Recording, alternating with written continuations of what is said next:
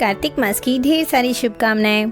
भगवान विष्णु और माता लक्ष्मी की कृपा आप सभी पर सदैव बनी रहे। ये कार्तिक महीना आप सभी के जीवन में ढेर सारी खुशियां और समृद्धि लेकर आए। आज हम सुनेंगे कार्तिक मास महात्म कथा का 10वां अध्याय। राजा पृथु बोले, हे ऋषि श्रेष्ठ नारद जी, आपको प्रणाम है। कृपया अब आप यह बताने की कृपया कीजिए कि जब भगवान शंकर ने अपने मस्तक के तेज को सागर में डाला तो उस समय क्या हुआ। नारद जी बोले, हे राजन, जब भगवान शंकर ने अपना वह तेज सागर में डाल दिया तो उस समय वह शीघ्र ही बालक होकर सागर के संगम पर बैठकर सागर को भय देने वाला रुदन करने लगा। उसके रुदन से संपूर्ण जगत व्याकुल हो उठा, लोकपाल भी व्याकुल हो गए। शंकर सुवन के रुदन से संपूर्ण ब्रह्मांड व्याकुल हो गया। यह देखकर सभी देवता और ऋषि मुनि भी व्याकुल होकर ब्रह्मा जी की शरण में गए और उन्हें प्रणाम कर उनकी स्तुति करने लगे। उन सभी ने ब्रह्मा जी से कहा, हे पितामह, ये तो बहुत ही विकट परिस्थिति उत्पन्न हो गई है। हे महायोगिन, इसको नष्ट कीजिए। देवताओं के मुख से इस प्रकार सुनकर ब्रह्मा जी सत्यलोक से उतरकर उस बालक को देखने के लिए सागर तट पर आए। सागर ने ब्रह्मा जी को आता देखकर उन्हें प्रणाम किया और बालक को उठाकर उनकी गोद में दे दिया। आश्चर्यचकित होते हुए ब्रह्मा जी ने पूछा, हे सागर, यह बालक किसका है? शीघ्रता पूर्वक कहो। सागर विनम्रता पूर्वक बोला, प्रभो, यह तो मुझे ज्ञात नहीं है, परंतु मैं इतना अवश्य जानता हूँ कि यह गंगा सागर के संगम पर प्रकट हुआ है। इसलिए हे जगत गुरु, आप इस बालक का जात कर्म आदि संस्कार करके इसका जातक फल बताइए। नारद जी राजा पृथु से बोले, सागर ब्रह्मा जी के गले में हाथ डालकर बार बार उनका आकर्षण कर रहा था। फिर तो उसने ब्रह्मा जी का गला इतनी जोर से पकड़ लिया कि उससे पीड़ित होकर ब्रह्मा जी की आंखों से अश्रु टपकने लगे। ब्रह्मा जी ने अपने दोनों हाथों को जोर लगाकर किसी प्रकार से अपना गला छुड़वाया और सागर से कहा, हे सागर, सुनो, मैं तुम्हारे इस पुत्र का जातक फल कहता हूँ। मेरे नेत्रों से जो यह जल निकला है, इस कारण इसका नाम जलंधर होगा।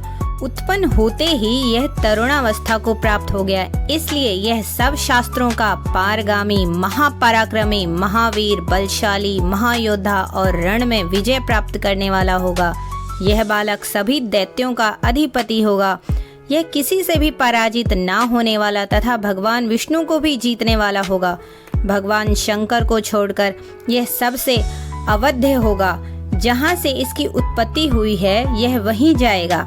इसकी पत्नी बड़ी प्रतिव्रता, सौभाग्यशालीन, सर्वांग सुंदरी, परम मनोहर, मधुर वाणी बोलने वाली तथा शीलवान होगी। सागर से इस प्रकार कहकर ब्रह्मा जी ने शुक्राचार्य को बुलवाया और उनके हाथों से बालक का राज्याभिषेक कराया। स्वयं अंतर्ध्यान हो गए। बालक को देखकर सागर की प्रसन्नता की सीमा ना रही। वह हर्षित मन से घर आ गया। फिर सागर में उस बालक का पालन पोषण कर उसे पुष्ट किया। फिर कालनेमी नामक असुर को बुलाकर वृंदा नामक कन्या से विधि पूर्वक उसका विवाह करा दिया। उस विवाह में बहुत उत्सव हुआ। श्री शुक्राचार्य के प्रभाव से पत्नी सहित जलंधर दैत्यों का राजा हो गया। दोस्तों, ये था कार्तिक मास महात्म कथा का 10वां अध्याय। आगे हम 11वां अध्याय सुनेंगे। एक बार सागर पुत्र जलंधर अपनी पत्नी वृंदा सहित असुरों से सम्मानित हुआ सभा में बैठा था। तभी गुरु शुक्राचार्य का वहां आगमन हुआ। उनके तेज से सभी दिशाएं प्रकाशित हो गई। गुरु शुक्राचार्य को आता देखकर सागर पुत्र जलंधर ने असुरों सहित उठकर बड़े आदर से उन्हें प्रणाम किया। गुरु शुक्राचार्य ने उन सबको आशीर्वाद दिया। फिर जलंधर ने उन्हें एक दिव्य आसन पर बैठाकर स्वयं भी आसन ग्रहण किया। फिर सागर पुत्र जलंधर ने उनसे विनम्रता पूर्वक पूछा, हे गुरुजी, आप हमें यह बताने की कृपा करें कि राहु का सिर किसने काटा था। इस पर दैत्य गुरु शुक्राचार्य ने विरोचन पुत्र हिरण्यकश्यप और उसके धर्मात्मा पौत्र का परिचय देकर देवताओं और असुरों द्वारा समुद्र मंथन की कथा संक्षेप में सुनाते हुए बताया कि जब समुद्र में अमृत निकला तो उस समय देव रूप बनाकर राहु भी पीने बैठ गया। इस पर इंद्र के पक्षपाती भगवान विष्णु ने राहु का सिर काट दिया। अपने गुरु के मुख से इस प्रकार के वचन सुनकर जलंधर के क्रोध की सीमा न रही। उसके नेत्र लाल हो गए। फिर उसने अपने धस्मर नामक दूत को बुलाया और उसे शुक्राचार्य द्वारा सुनाया गया वृतांत सुनाया। तत्पश्चात उसने धस्मर को आज्ञा दी कि तुम शीघ्र ही इंद्रपुरी में जाकर इंद्र को मेरी शरण में लाओ। धस्मर जलंधर का बहुत आज्ञाकारी एवं निपुण दूत था।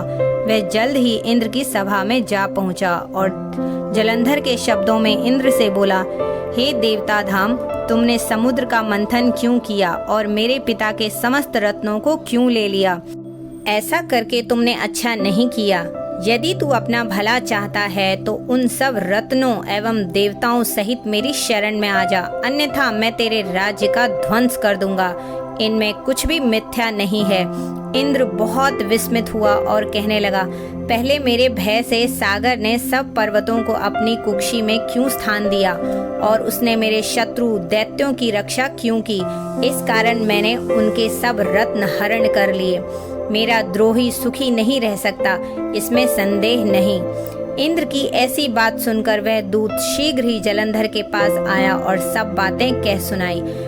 उसे सुनते ही वह दैत्य मारे क्रोध के अपने ओष्ठ फड़फड़ाने लगा और देवताओं पर विजय प्राप्त करने के लिए उसने उद्योग आरंभ कर दिया।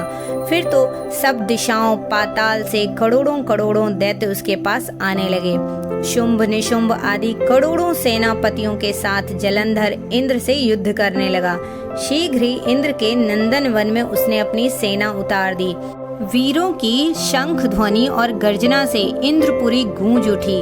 अमरावती छोड़ देवता उससे युद्ध करने चले। भयानक मारकाट हुई। असुरों के गुरु आचार्य शुक्र अपने मृत संजीवनी विद्या से और देवगुरु बृहस्पति द्रोणागिरि से औषधि लाकर जिलाते रहे। इस पर जलंधर ने क्रूर होकर कहा कि मेरे हाथ से मारे हुए देवता जी कैसे जाते हैं? जिलाने वाली विद्या तो आपके पास है। इस पर शुक्राचार्य ने देवगुरु द्वारा द्रोणगिरि से औषधि लाकर देवताओं को जिलाने की बात कह दी। यह सुनकर जलंधर और भी कुपित हो गया। फिर शुक्राचार्य ने कहा, यदि शक्ति हो तो द्रोणगिरि को उखाड़कर समुद्र में फेंक दो, तब मेरे कथन की सत्यता प्रमाणित हो जाएगी। इस पर जलंधर कुपित होकर जल्द ही द्रोणागिरि पर्वत के पास पहुंचा और अपनी भुजाओं से पकड़कर द्रोणागिरि पर्वत को उखाड़कर समुद्र में फेंक दिया। यह तो भगवान शंकर का तेज था, इसमें जलंधर की कोई विचित्रता नहीं थी। तत्पश्चात यह सागर पुत्र युद्ध भूमि में आकर बड़े तीव्र गति से देवताओं का संहार करने लगा। जब द्रोणाचार्य जी औषधि लेने गए तो द्रोणाचल को उखड़ा हुआ शून्य पाया। वह भयभीत हो देवताओं के पास आए और कहा कि युद्ध बंद कर दो, जालंधर को अब नहीं जीत सकोगे।